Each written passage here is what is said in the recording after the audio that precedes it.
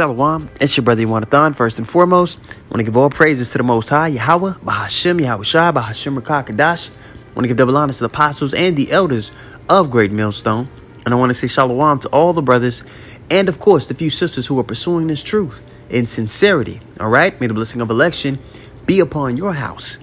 Now, this is a little bit of, advice, Lord willing, is edifying. If you do feel like you're being mistreated, amongst the brotherhood or the camp that you're with, okay, first, you got to understand, and you should know this if you're in this walk, that man's goings of the Lord. So if something is playing out in your life, in the world, who wrote it out? Who mapped it out that way? And is it actually something that's meant for your destruction? Or is it meant for your growth? And has it been brought upon you for correction? Is it something that you're doing? Or is it just to try your patience, to build you up? Because if you're walking uprightly, the righteous are never going to be forsaken, right? There are going to be times where you don't feel like things were fair. It's just what it is. But we don't let us deter us from the mission at hand, the big picture. Okay? The Lord has endowed us, when you become quickened with the Spirit, one of the characteristics he endows you with is prudence, man. To see things from that holy perspective. Not to look at things so close up. You can step back and see it for what it is. Okay? So perseverance is what we're going to talk about in this lesson. We're going to read a couple precepts, milk precepts that any brother that's in the truth, you already know these precepts, man.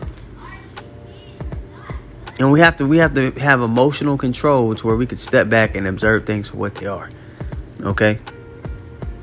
Let's go to James 1 and 12 first. All right? It says, Blessed is the man that endureth temptation. Now, let's go look up that word temptation in James. All right, let me go pull up the blue letter real quick. James 1:12. Let's go look up that word temptation there, all right? So you pull it up here on the blue letter, and what we get for temptation is this. Lord willing, you can hear it. Strong's G 3986 Pyrosmas. Parasmas, okay? And it means an experiment, attempt, trial, proving, the trial made of you by my bodily condition, since conditions served as to test the love of the Galatians toward Paul. Look, bro, you're going to be put through trials. The Lord's going to put you through particular things because, like it says in Sirach 2, what acceptable men are tried in the furnace of adversity. I believe that's Sirach 2 and 5. There are going to be times where things actually may not be fair, but it's meant for your growth. It's meant for something to be revealed unto you so that you can be equipped for the test. Or a lot of times, and I say this often a time, the Lord will have you go through something so that you gain experience in that particular matter.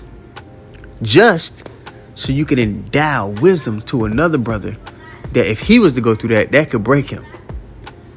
Sometimes the Lord will have you go through something intentionally for the sake of you being built up in the spirit and being given experience in a particular matter. So when another brother comes along and he may go through the same thing, you can endow understanding to that brother.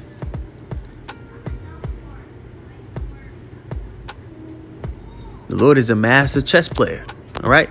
Let's read that from the top. James 1 and 12. Blessed is the man that endureth temptation, for when he is tried, he shall receive a crown of life, which is what we seek. We seek to receive salvation and that kingdom and that new heavens and a new earth wherein dwelleth righteousness. Big picture, man. See the big picture.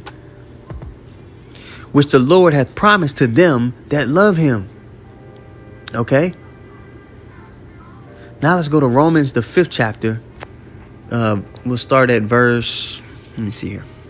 Romans 5 and 3. It says, and not only so, but we glory in tribulations also, knowing that tribulation worketh patience. Sometimes you have to be patient.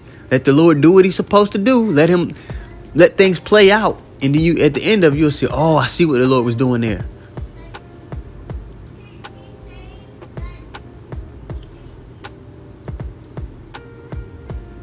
Because again, and this always comes up every time and again, you have somebody that comes up and they're disgruntled in the spirit because they got rebuked, or a brother told them something, or they were held to a particular standard that they didn't feel like was fair. And then you have people that come up with camps. Here's the secret enemy, and like the Elder Manasseh Zakba said and made that lesson, the secret enemy, the hidden enemy is yourself. Sometimes you're going to be changed to a lower state. Sometimes things aren't going to seem fair. Sometimes things are going to be tough and difficult, but it's okay. It's all a rite of passage in this walk. But that doesn't disannul the fact that the Lord uses groups of men the same way he has always used groups of men that came in the same spirit, that spoke the same thing as they were commanded to in 1 Corinthians 1 and 10. All right. Romans 5 and 3 again from the top. And not only so, but we glory in tribulations also, knowing that tribulation worketh patience, and patience experience, and experience hope. And hope maketh not ashamed, because the love of Yahweh is shed abroad in our hearts by the Holy Spirit, which is given unto us. Yeah, man. So you see these characteristics that are added unto a man through patience and tribulation. If you have that patience within the tribulation, there are particular characteristics that are strengthening you. The patience itself, experience, and hope.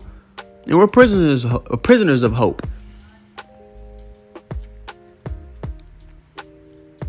And if you do have a discourse with your brother, you pull that brother to the side privately, and y'all speak on it, man.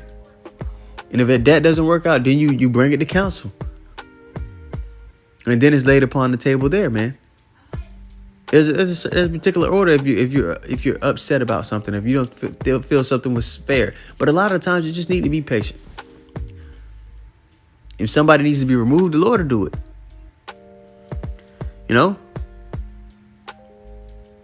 But again, you have Jake that's coming out of the world, and they were raised under that effeminate spirit, man. Because America, the vibration that it pushes itself is effeminate. And one of the things that align up with that effeminate vibration is a lack of accountability.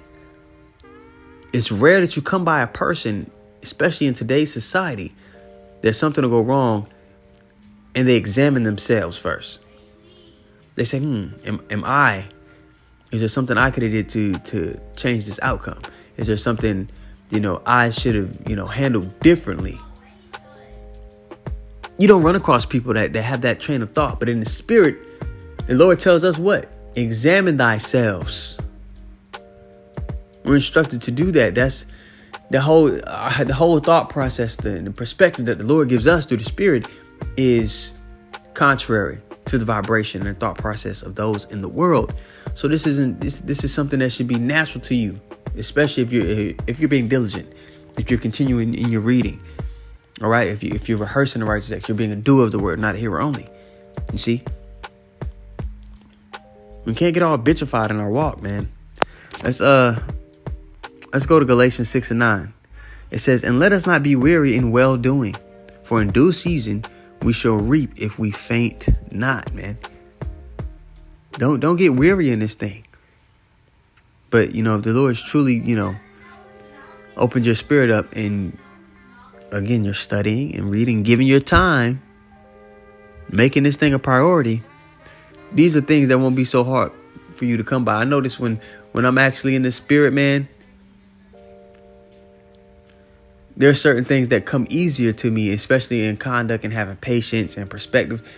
That that old man, it would have been really hard for him to do, or to see things in the proper light.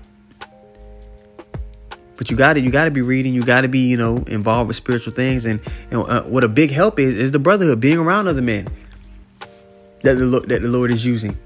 It helps keep you in the spirit, helps keep you sharp. Now you should be doing that on your own, of course. But you have people that want to attack one of the comforts that the Lord has given us. And I made a lesson on this before that documentary even came out. The comforts of the brotherhood. It's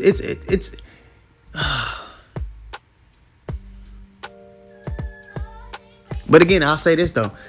You have, other camps that are set up who actually are just off. And what a Jake will do is he'll see that they're going off in these other camps. And then he says, well, this must be all the camps. Well, that's simply because the Lord didn't endow them to see who he was actually dealing with at the end of the day. So that person, they just remain in darkness. Let's go to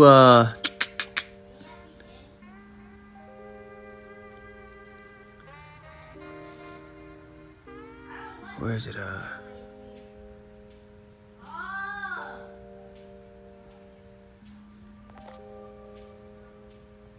Bear with me. I'm looking for this precept. There's one last precept that I wanted.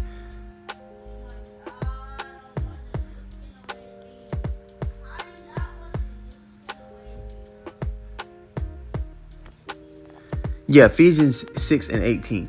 All right. Because I want to elaborate that, hey, man, if you are upset about something, you felt like something was unfair, pray on it. Are you praying? Are you praying to Yahweh to give you understanding and let you take the right course of action?